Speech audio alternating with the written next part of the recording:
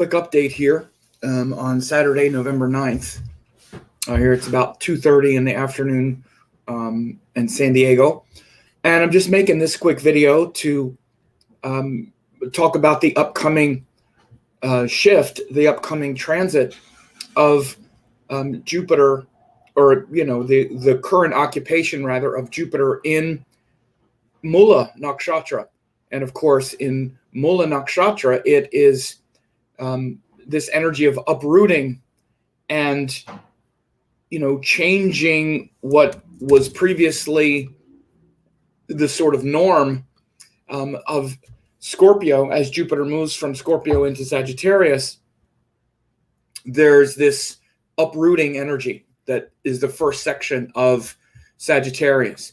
And I want to let people know there is I have put together a free webinar on this that you can register for, a lot of times available, where I do talk about the whole transit of Jupiter through Sagittarius, both historically and for your sign, so for all 12 signs. And I also talk about each of the nakshatras and the evolution of energy through Sagittarius as seen through the nakshatras coming back into focus. This is clearly shown and obviously shown by this relationship. The rashis and the nakshatras are aligned in Vedic astrology, of course, as it says in every Vedic astrology text, the scientific texts and the manuals that show you how to erect the horoscope and how to erect the chart. It clearly shows where the rashis and nakshatras are aligned. And you really see it when you have this crossover between the water and the fire signs. And in fact, in the Vedic astrology text, these signs are also, and this what's called Gandanta, this transition point, is highlighted in every Vedic astrology text. In not just the nakshatras, not just the Jeshta, Mula, Gandanta, but also where it'll say Scorpio, Sagittarius, Leo, Cancer. So there's these Gandanta points are tied to this nakshatra and rashi, correlation. So again, you see here with the chart, Jupiter at 0.59, like less than 1 degree, or about 1 degree of Mula Nakshatra as I record this. 1 degree of Sagittarius at the very beginning of Mula Nakshatra.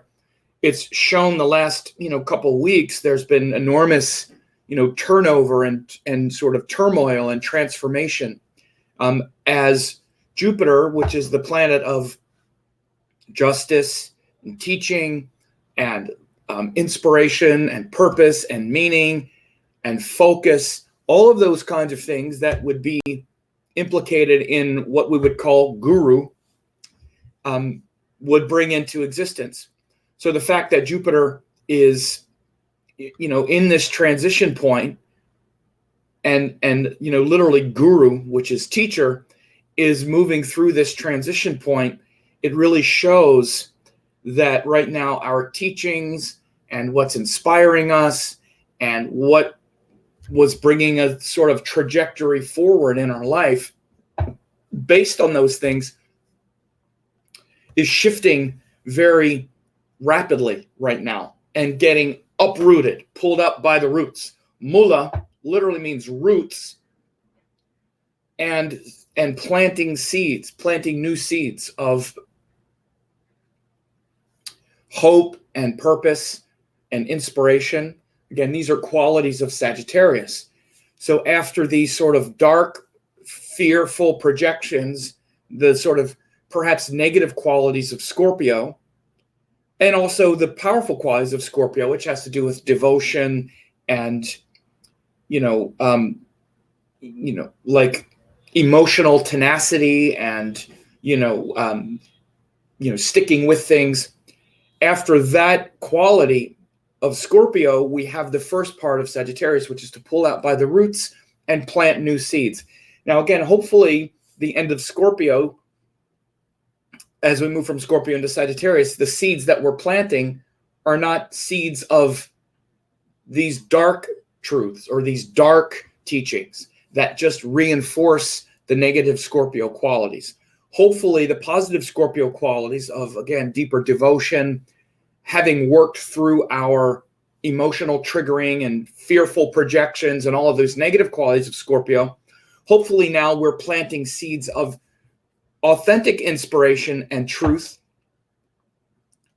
in Sagittarius. This is how one sign leads to the next. This is how Scorpio becomes Sagittarius.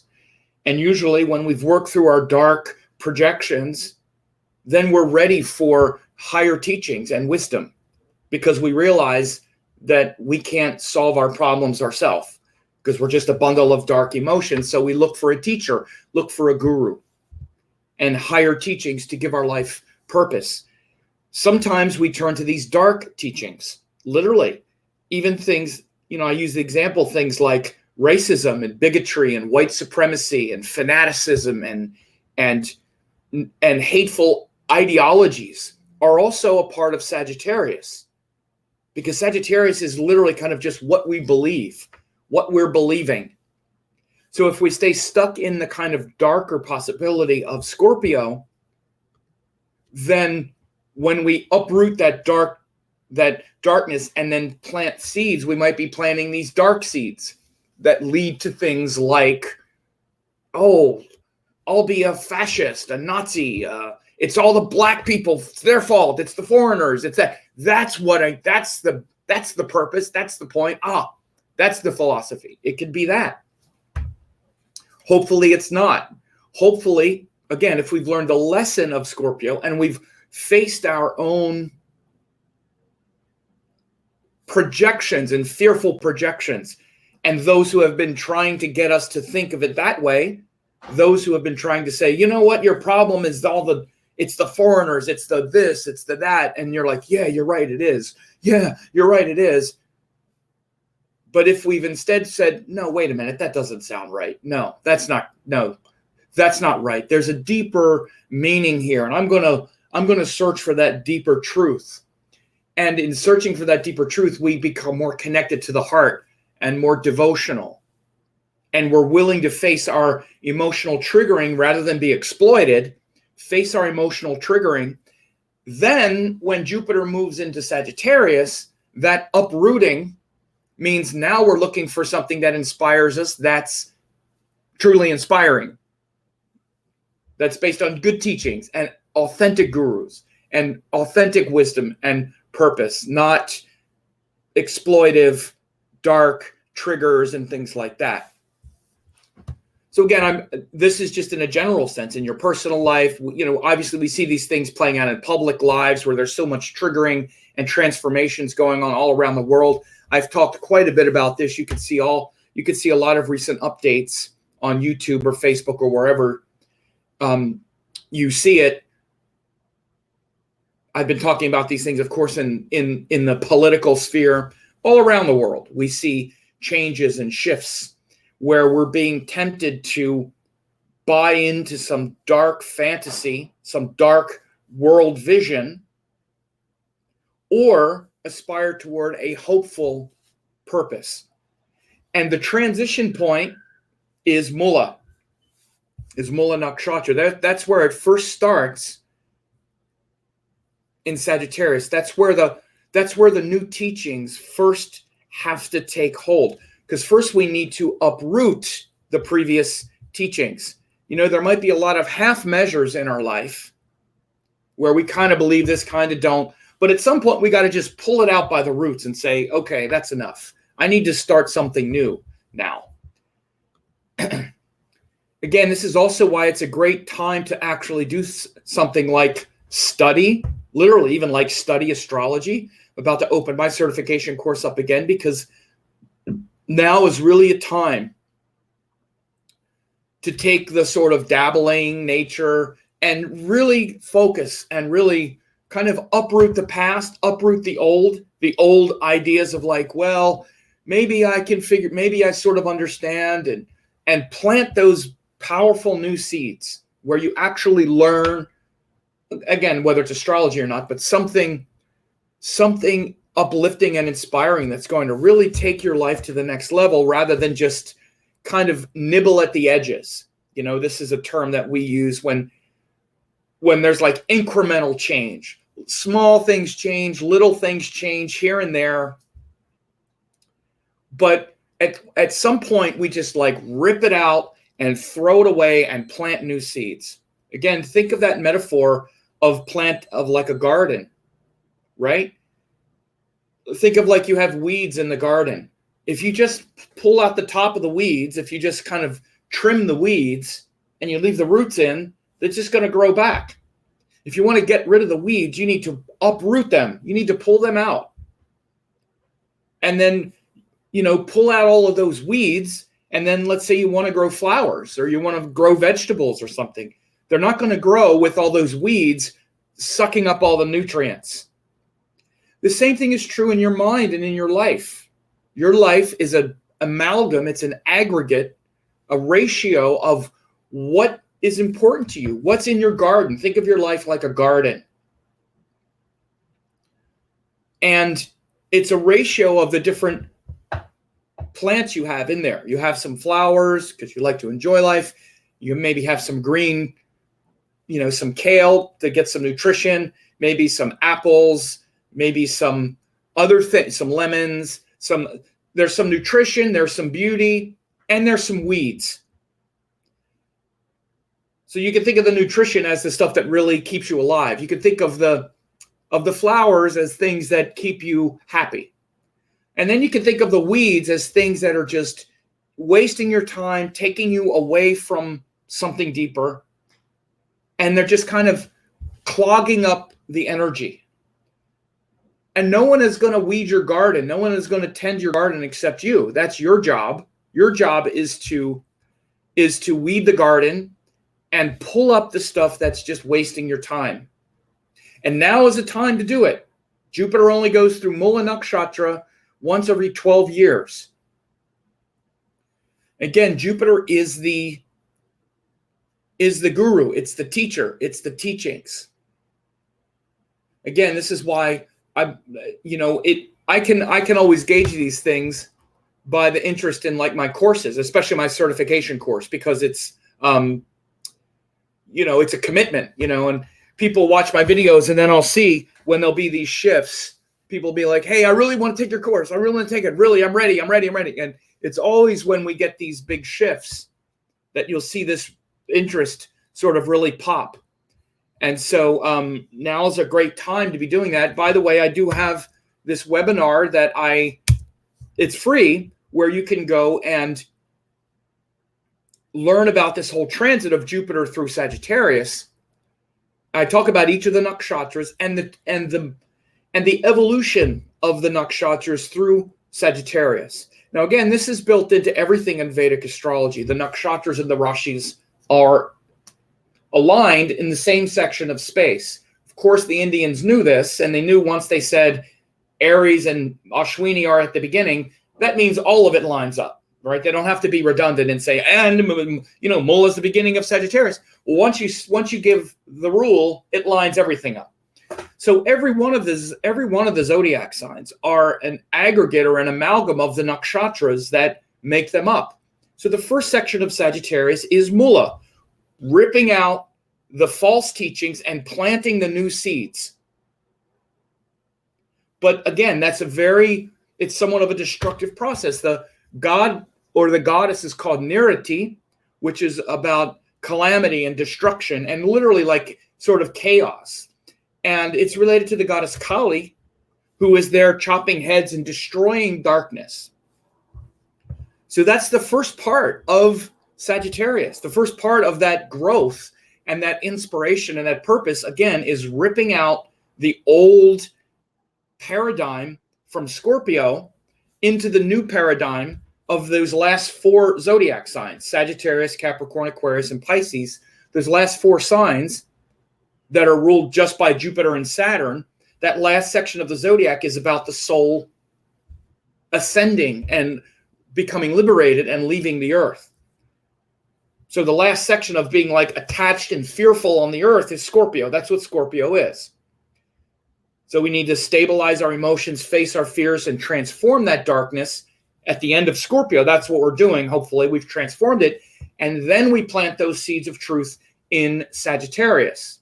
That starts the liberation of the soul, because we need the guru.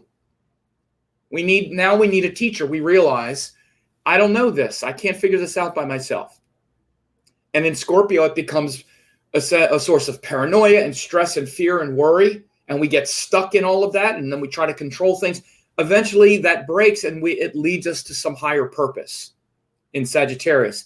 But until that higher purpose and those teachings can take hold, we need to uproot the darkness, the previous dark philosophies, and plant those new seeds. So that's why, again, I'm saying that one of the greatest things that you can do, frankly, is study astrology, whether it's with me or someone else, to formally study it correctly and learn how all of these things go together. Learn the structures, learn how it works. Not just dilly-dally around with it around the edges and kind of nibble around at the edges, like I say. No, you got to pull those weeds out. You got to weed that garden and plant new seeds. Otherwise, you're just going to have the weeds growing back. So until you pull them out and plant new seeds, you're just going to keep getting weeds. So if you want more sustenance and nourishment, you got to plant those seeds after you pull out the weeds. If you want more beauty and joy and flowers, you still need to pull out the weeds to make room for it. So everything that grows in your life, or that has ever grown, has followed some kind of destruction. You have to destroy something in order to make space for something new. Whether you do it or the universe does it. This is what all destruction is. Death and things getting taken from you and things blowing up and creating some hole in your heart. Again, maybe it doesn't feel good, but that was the only way the universe could create space in you for something new to grow. That's the only way it was able to come into your life. And you shouldn't judge your karma. You shouldn't judge things as being against you. Nothing is ever against you. The universe is all benevolent. The universe is God's wisdom, and you are an emanation of God's wisdom. But because you don't know that, because you think you're this separate being with all these ideas that you think are right, when God's wisdom shows you what's really right and what's real, you rebel against it. You fight against it. And that's what your suffering is. So every destructive act, everything that you think is destroying something, destruction, that's bad. That's not bad. That's the only way anything new can grow. Right? Is by destroying what was there before. So Mula is that section of Sagittarius, and that's what we're in right now, and we're going to be in that for a couple months. So you see right now we're here. Let me make this bigger. So if we go forward, watch this, it'll go, the nakshatra goes until 1320. So you can see Mula 1326, it's in Purvashada. This is by early January. Jupiter actually is going to fly through Sagittarius, and he's going to actually enter Capricorn in March. So he's actually going to go through Mula pretty quickly and be in Purva Ashada. You see, he's in Purva Ashada by early January. So between now and early January, it's only about it's about 2 months. So it's now November the 9th by, let's make it a day. I think it's probably the 3rd. Yeah. By January 4th, Jupiter's in Purvashada. And then Purvashada is after we plant those seeds. Purvashada is ruled by the god Apus, which is the ocean.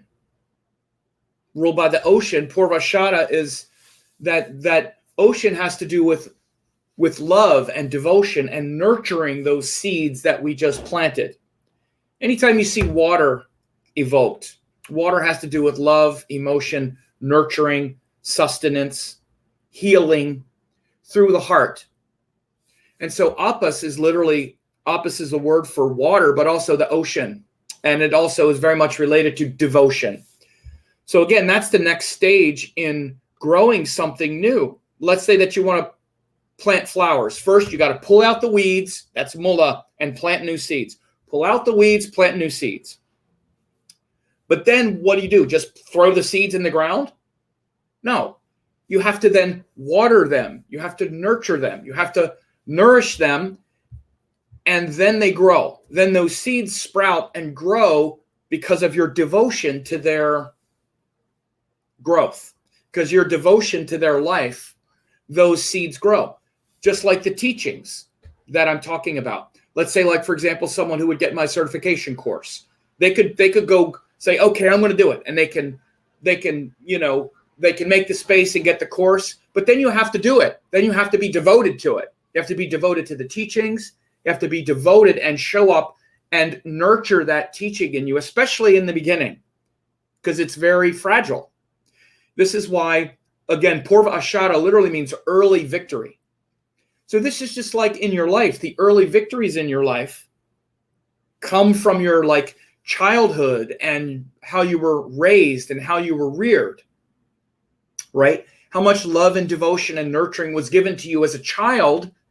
Those early victories determine your later victories. They're the structure upon which the later victory is built.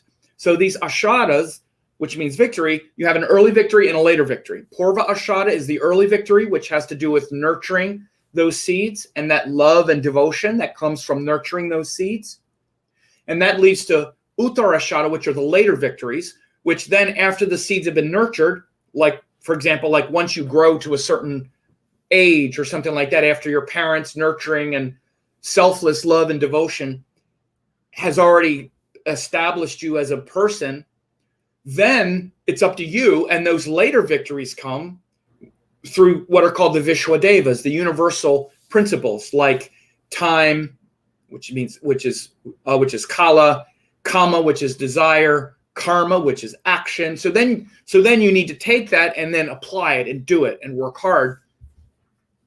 And that's how Sagittarius then goes into Capricorn. That nakshatra of Uttarashada shows the inspiration of Sagittarius becoming the commitment, effort, duty of Capricorn. This is how the nakshatras bridge the rashis. This is also built into that sidereal zodiac. So Sagittarius and all fire signs have two full nakshatras in them. So do the water signs, right? And so there's a transitional nakshatra between each of these signs.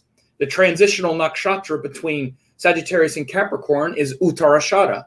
So there's so much that can be known about this transition. If you want to understand how one sign is related to another, again, it's built into Vedic astrology. It's just the genius of this nakshatra Rashi scheme. Is you could see the inspiration of Uttarashada becoming the commitment of Capricorn. The inspiration of Sagittarius becoming the commitment of Capricorn through that nakshatra. So that's the last part of Sagittarius. So right now, being in Mula, we have we're at that point where we're pulling up those seeds, or pulling out those like weeds and planting new seeds. Oh, let me put this back with the week. And you could see here. All right, so we're about right here.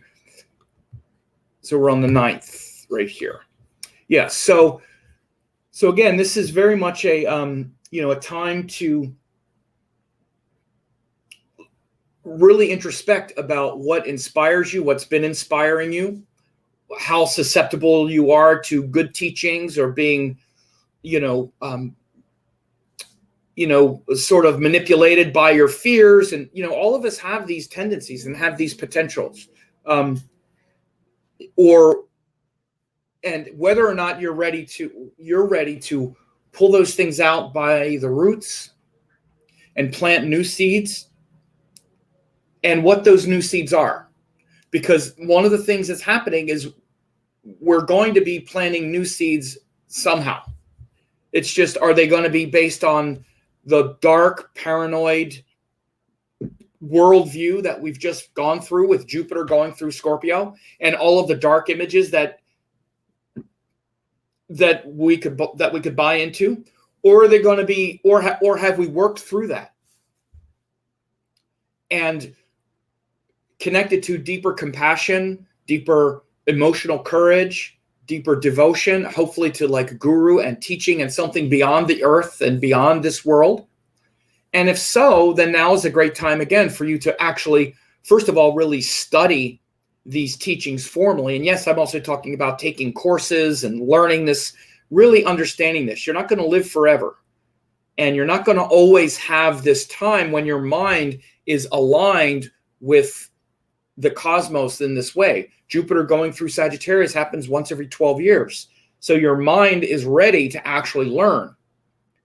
Again, this is what these transits mean. While Jupiter was in Scorpio and even Libra, it's still, we're always ready to learn, but it's not as inspired to learn the sattvic teachings, the pure teachings, which is what these Vedic teachings are. They're sattvic, they're pure, which means they're right from the source. They're not mixed with a lot of modern ideas and, well, there's also this kind of thing. I'm not knocking any of that. There's nothing wrong with any of that, but it's not pure. It's not from the sattvic source. And Jupiter is the part of you that wants to get the pure teachings, the real source, right from the source. Not mixed with all of the opinions or, well, I see how it's all related to everything else. And then everything is just this kind of relativism and this kind of relative truth that never goes anywhere. You got to learn something and go deeply into it. Again, this is also a big part of Mula. That first part of Sagittarius is no, rip the crap out by the roots and then plant new seeds. And then those seeds go deep. The roots then go deep into your whole mind and consciousness. And that's really what Mula is about. And by the way, you're going to be going deep into something. What are you going to be going deep into? Again, this doesn't just mean you're going to go deep into something good. You could be going deeply into something bad, quote, to use those polarizing terms, or just say deeply into things that aren't really taking you anywhere. Go deeply into the same old stuff, same old ideas. Because Jupiter in Sagittarius, and especially Mula, is saying, okay, this is really, it's trying to pull you deeply into something and destroy what came before. So as it's destroying what's come before and created this kind of hole, you're going to have to fill it with something. So what are you going to fill it with? So even like astronomically, this is the plane of the galaxy. This is literally like the galactic core. So when you look up in the sky right now and you see Jupiter, and you can see him now right after sunset. Right after sunset, we see, like after the sun goes down, when you look up in the sky, right after sunset now, it's beautiful. You see Venus, which is pretty bright in the sky, and then you see Jupiter also. They're lined up in the sky. I happen to have a great view from my balcony where I get beautiful sunsets now. I used to have trees that blocked my western view. Now I get a beautiful sunset every day, especially right after the sun goes down. I live in California, so I'm lucky. I get this beautiful California sunset every day right out my window. And as the sun is as the sky is starting to darken and the colors start to concentrate, now right off my balcony, right off to the west, you see Venus pretty bright, and then Jupiter also quite bright up there as well. So when you're looking at Jupiter now, you're looking right back into the plane of right back into the center of the galaxy. That's what Mula is. It means root. So again, this is a time for you to really be inspired and to plant new seeds of wisdom, teaching, learning, and especially as it relates to, because I know you're watching this and you have some interest in astrology, or otherwise you wouldn't be listening to me. It is a great time to be learning astrology, learning it correctly and formally, even if it's not a full certification course or a full thing like that. Some really good teachings from a really good teacher, not just snacking on videos like you hear me say. There's nothing wrong with snacking on videos. Most of my students start snacking. It's better to be snacking on that than snacking on something else. So it's great. But at some point, it's just going to be like anything else unless you actually really learn it. So now's the time to really learn that, learn something else, and really plant some good seeds of pure teachings. I'm going to put this again. There's I have a free web class that I did, a free webinar where I talk about Jupiter going through Sagittarius, talk about these things in more depth. I talk about the astronomy in a lot more depth. I also talk about the past several transits of Jupiter through Sagittarius, and I talk about it for all 12 signs. So whatever your sign is, it's going to be different. Like if you're a Taurus, it's going to be going through your 12th house. I'm sorry, through your 8th house. If you're Leo, it's going through your 5th house, and it's the 5th and the 8th house ruler. So there's a lot of benefit. It's all free. Just go register for it. But I'll take a few questions and comments here. I see Jill says, beautiful insights. Thank you. And Andrea says, someone finally understands me. Thanks a lot. Oh, great. I guess you have these placements. CJ says, destruction is good, like Shiva, destroy and rebuild. Right. Love this soul growth. Exactly. Nothing is ever built until something else is destroyed, because there's no room for it. You know, this is a thing. We're already full of it. We're already full of our own stuff. You're already filled to the rim with all your ideas. We're already full. Like, people ask me stuff, you know, many times, and they already have the answer in their head, and they don't have any room. And this is what happens when you dedicate yourself to learn something. You create a space for learning. You know, they say, like, you know, you can't teach someone who's already filled up. You need to have some space, right? And so this is what Mula is doing. Jupiter going through Mula is creating some space to rip something out. So you might lose something. Something might get ripped out, torn out from your life, to create some space for something new to come in and learn. In many ways, we create space. It has to happen in our head. But again, this is one of the things I often have to come up against with astrology, especially these days, because everybody, you know, because so many people have gathered so much information now and have snacked so much and have all these ideas about things they know. Again, and it's great. I'm glad people do it. But so few actually really know the stuff very well. They have a lot of ideas, and they're full of their ideas. They're not full of knowledge. There's a difference. They're full of their ideas about the subject. So someone will ask me something, I'll answer them, and they're not hearing it because they're full of their own ideas. It's like, I'm giving you the answer. You just don't want to hear it because you're full of your ideas. And if you want to actually learn this, you need to create some space. You need to pull some of your ideas out, throw them aside for a while, and actually learn correctly. Because if there's no room for something new, then you're not going to learn anything new. And this is a big thing of what happens in our life. Things come and then they shake us up and destroy a part of our self that we're so full of. And that opening allows something new to grow. And until that destruction happens, that Shiva's destructive aspect, many times nothing changes. This is why something changes, is because that quality of Shiva to come and destroy something opens a spot for something new to grow in us. And hopefully it's something good. But that's why this is why we have to have these pure teachings. And that's what I mean by pure teachings, right? So all of us should be sensing that there's something getting destroyed and there's these holes being opened up, and fill them with something worth being aligned with. Because there's so many things and they're not worth aligning with. They're just wasting our time, or they're just one more kind of desire. So have a few other things. Will says, I'm having Sun and Mula Mahadasha right now. Yeah, okay. Jupiter and Sagittarius in Mula in the 11th house. My Jupiter's in Leo. So again, people's, Jupiter is very important in their natal chart, of course, because it shows the sort of pattern that you have with that and the habit that you have with that. Amy says, just tuning in. Great to see you talking about this. I'll have to listen to the playback.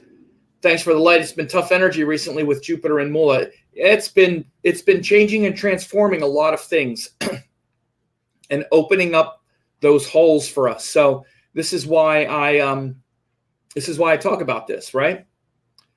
Say, yes, this transition period has been painful, but Vishak is my ascendant, so I know I can ride this wave. There you go. It says, I would rather someone say they don't know than to talk some BS. Yeah, well, here's the thing that happens is people don't mean to be talking BS. We have to always introspect, though. It's very easy because our mind just conjures up a lot of ideas, and that's just who we are. Our mind is full of a lot of ideas, and we don't often question them.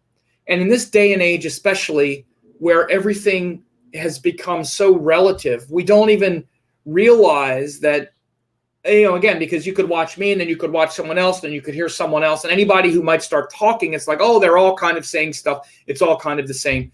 It's very easy to have things become too relative. But we have to, that's why I'm saying, it's why I talk about these things, is to introspect and say, do I really know what I'm talking about? Like, do I really understand this thing? And what's the value in that? So it's very easy in this information age to forget that it's also the misinformation age. And the biggest point of misinformation is also often within our own mind, because we think we understand something and we don't. I talk about in a video I made, I talk about like the 5 stages of wisdom, like of something becoming wisdom. And, it starts with data, like just data, like gathering data, which is the most basic. And even just gathering data now, people think is knowledge. Oh, they'll say something like, I know that Jupiter is exalted in Cancer, right? Okay, like that's just data point. That's just a data point. I mean, any monkey can identify something like that. There's nothing great about that. I mean, it's better to have that sort of data point in your head than something else, but it's not even close to knowledge or wisdom or even information. It's like data. Like information then becomes where you become informed about that thing. Oh, okay, it's Cancer because maybe of this thing, and you get a little information about the data. But then that is also still not really that much. It's still just data information. Then it becomes knowledge, let's say, after you then know what it means. Like you have some knowledge about that thing because you really have some more knowledge about what Jupiter really is, what Cancer really is, how those things, how it really kind of works. That might be some knowledge. But then that doesn't really become wisdom and something that you really understand and comprehend until you see it and apply it over and over, and it becomes something that you experience. It becomes experiential.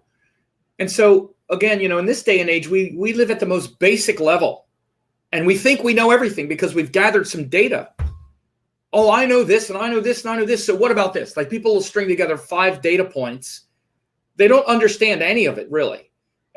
But they think they know it. I know this. Like I have this knowledge, this knowledge, this knowledge. So what does it mean? It's like, well, if you knew, you would know. It's kind of like none of it's knowledge. It's just data. So in this day and age, it's the biggest problem is mistaking this data for wisdom. And especially we've memorized a lot of data, and we don't have any understanding of any of it. It almost creates more confusion because we then put what our mind does when we have a lot of data is we try to categorize it. So we categorize it as good and bad. This is always the questions that I get. This is the only real astrology question I ever get. There's good thing, bad thing, good thing, bad thing, good thing, bad thing. So what is it, good or bad? And you can just insert whatever data points you want in there. That's always the question. And because we try to grapple with all the stuff we know, but don't really understand. So I'm just bringing this up to notice this in yourself and notice where you are on this data, knowledge, comprehension, information, wisdom cycle. Most people aren't very deep into it. They have a lot of data and they don't know what any of it means. And they think they comprehend a lot more. So again, this is why I'm saying now is a time, like if you do really want to understand this stuff, get some formal training, even if it's not like, for example, like with myself, my full certification course, even if it's just some smaller courses. I offer things for like $10 where you get dozens of hours of me teaching these principles and other kinds of things. You can check that out. It's really a time for you to start connecting with this hopeful, dharmic view of the universe rather than this, being attached to all of the external stuff and all of the dark stories and losing the sattvic, nature in all of the rajas and tamas of the world.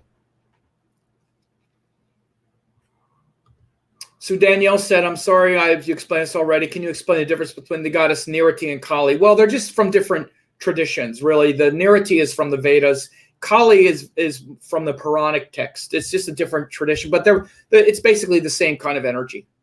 Or I don't want to say essentially the same, because nothing is exactly the same, but they didn't mention Kali in the Vedas. It's just a different moment in the canon of Indian teaching, but they both have the same quality. You might as well essentially say it's the same kind of energy. Kali was an embodiment of that energy, that of Niriti. And so someone says we need to remember it's about spiritual growth, not personality growth. We take stuff too personally. Our actions are up to us. Exactly right. We take our karma very personally, and it's not. That's the big thing. We're attached to the personality and the separateness. And when things happen, it's very hard to detach from it and to not take it personally. And so, so someone says, mention the importance of Mula Trikona of Jupiter. Yeah, well, this is where Jupiter's powerful. Again, I don't have to say it intentionally. I've already said it. It's where it's the ruler. Jupiter's the ruler of Sagittarius. So it's where that energy originates from. Okay, so yeah, it's called the Mula Trikona. It's also really powerful in Pisces. So it's that source of strength that's derived from Sagittarius. And so, so just cycling through a little bit here. So a lot of really great comments. I've been going for a while here, and I want to wrap it up here. So I appreciate that people have showed up. I just wanted to, talk about this because it's been a big transition. And since the last time I mentioned it, the last time I talked, Jupiter was still at the very edge of Sagittarius. The last time I mentioned this transit was right when I did a thing right when they voted on that impeachment, and they had just passed it right when the ascendant and Jupiter and the moon were right. All of it was on the Gandanta. So again, this is such a transformational time right now. And I keep coming back to little shifts here so that we can stay attentive to the nuances. Again, you want to also understand all of this is I keep mentioning zodiacs here too, because this is all zodiac dependent. This is all sidereal Indian Vedic zodiac stuff.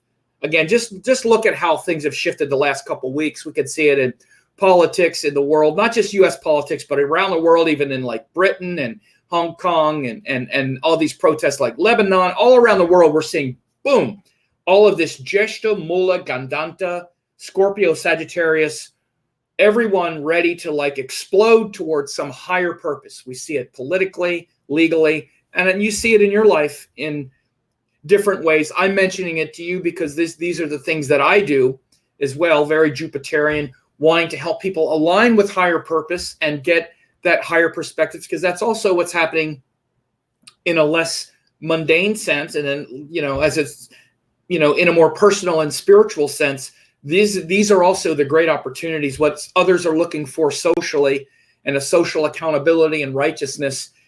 It's also what you should be looking at spiritually, to connect with pure sattvic righteousness. And it only comes in a couple forms. There's not much that's out there that is that pure. Danielle says, the more I study, the less confident I feel. That's because it's probably self-study, Danielle. This is exactly what I mean. There's so much to know and feel. I have so much reverence for teaching. It's difficult to know when you're ready to do this work, in my experience. Exactly, because it's all you it's self-study. Again, I will tell you this right now. My students don't say that.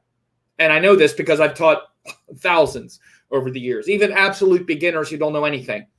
Because, especially my certification course, it's designed to organize all the information. The reason you feel less confident is you're just gathering more information and it's not connected. It's not connected to the structures. It's not organized. It's not prioritized. There's no priority or sequence to it. It's just, this is what I mean by snacking or whatever. And yes, the more you gather, the less confident you feel because nothing's prioritized like anything else, right? It's like, again, no one would try to become a doctor or think they would ever understand what it would be like to actually like practice medicine, or understand what it would be like to practice medicine by just reading stuff online. We wouldn't even think of that. We already know that you have to go to medical school and be formally trained and go through internship and all that before you could ever really do it. Astrology is no less that, right? So this is what I'm saying. We can just keep doing that, or at some point find a teacher that you find that is organized, that already takes what you know and has it make more sense. This is how you can tell also. There's a lot of people that talk and that teach online, and I think they're all great. But sometimes you're like, wow, that was amazing, but it didn't really deepen your understanding or your comprehension of the subject itself, clarify anything in you that you've already learned, or it's exciting and interesting, but it's not really, you don't feel smarter after having heard it. It might just be like interesting, but ask yourself that, like, do you feel smarter and more inspired after hearing a certain teacher teach? If it is, study with them, right? And again, if it's me, study with me, right? I have plenty of ways for you to do that. And definitely a lot of validation over the years with all the testimonials and other people that have studied that say, yes, it's very organized. It brings all the stuff together in a way that has it all make a lot more sense. So that's really what, that's really what we're all trying to do at this point now with this Jupiter going through Sagittarius. And it's a time when we might feel the pain of that. Again, this is also what the karma is of the planets as they move through different places. Jupiter in Sagittarius is saying, I want to know the truth now. I want to know it. And I'm frustrated that I don't. I'm looking for good teachings now. And I'm ready to disrupt and destroy what I've been doing because it ain't working, and do it. This is why I'm talking like this about it, because your mind has shifted. It was in Scorpio before, where Jupiter's like, okay, maybe this is the point behind it all, is these dark fantasies or this kind of thing, I need to work through this, and I need to transform, and I need to find deeper devotion. And it's much more emotional and working through things on a different level. That's where Jupiter was. Goes into Sagittarius. Okay. Now I'm ready. I feel excited to actually really learn this and really know this and be inspired by it and have it give my life a trajectory. Because this is also what Sagittarius does and what Jupiter does. Because that sense of meaning and that guru, and even something like children, because children, Jupiter is the karaka of children. Because once we have children, we have a purpose. We have a trajectory. Our life now has a meaning to it. Now my life, I wasn't sure what my meaning was, but now that I got this kid, that's the meaning of my life, at least for a while. This is one reason why a lot of people have kids, because they're not really sure what the meaning is, but, oh, baby, I have meaning, which is fine. But then the child grows up and we have to find another meaning usually. But it's the same thing. So Sagittarius, Jupiter and Sagittarius, it's like, you're looking now to have all of these things that kind of clunk around that you're hoping will inspire you. Of course, this is why I'm talking. I know I'm talking to people that are interested in astrology. That's why I'm saying it. They could be anything. But especially those of you that are watching these videos, you're obviously interested in astrology and waiting for something to click. It's going to click. Okay, and I'm going to get it. And eventually it's going to be some consistent thing that I'm inspired by, that gives me a purpose, that has life make sense to me, that's uplifting, that keeps me inspired. And all. Again, it's on some level, it's actually like religion. Actually, this is also very much what Sagittarius is, and Jupiter. This is what religion also does. But again, astrology is not a religion. It's a spiritual practice and a way to understand the universe that allows us to make sense of things. And that's what Jupiter is. It gives us that sense of purpose and philosophy and hope. And as I've already said before, it can be something dark and debilitating and sad as well. This is why it's also related to bad things that we believe, things that aren't really worth it. So anyway, we'll just leave it at that. And,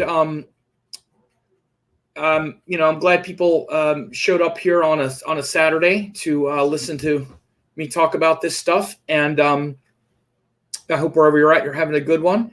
And notice those opportunities and those things that are trying to uproot and create space in your life for something new and uplifting and inspiring to step in.